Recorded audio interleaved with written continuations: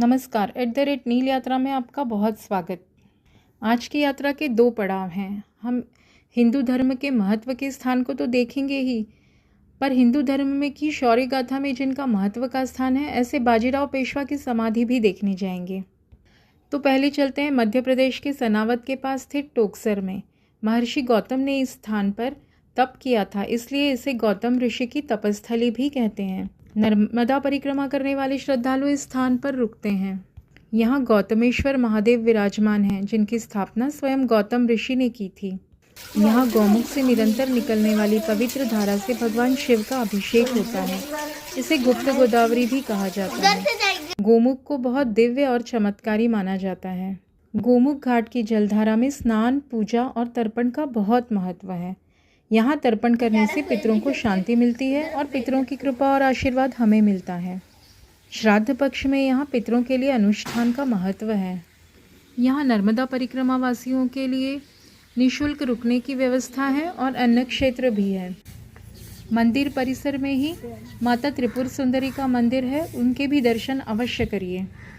यहाँ नर्मदा की जलधारा को गंगा का भी नाम दिया गया है, क्योंकि नर्मदा से यहाँ पर गंगा का संगम माना जाता है।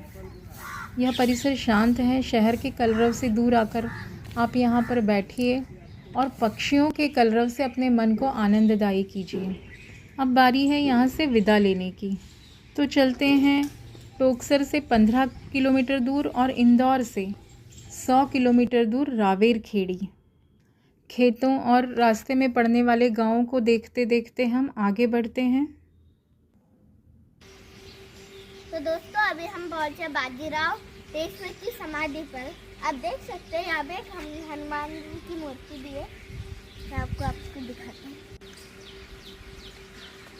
शायद वो नंदी है। हाँ।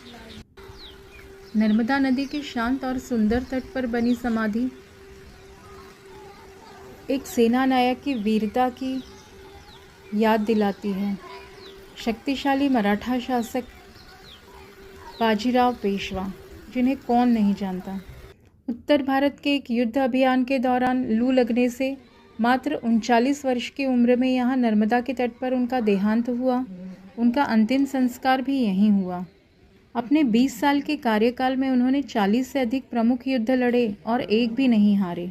मराठा साम्राज्य का विस्तार करने का कार्य मुख्यतः उन्होंने ही किया। उन्हें भारत के इतिहास में सबसे बेहतरीन घुड़सवार सेनापति माना जाता है, जो एक दिन में 40 मील तक का सफ़र करने की क्षमता रखते थे।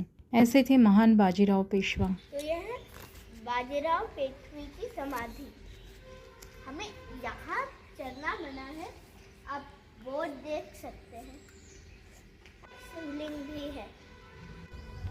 मराठा साम्राज्य के इस वीर सेनानायक को श्रद्धा सुमन अर्पित कर हम भारी मन से आगे बढ़ चले।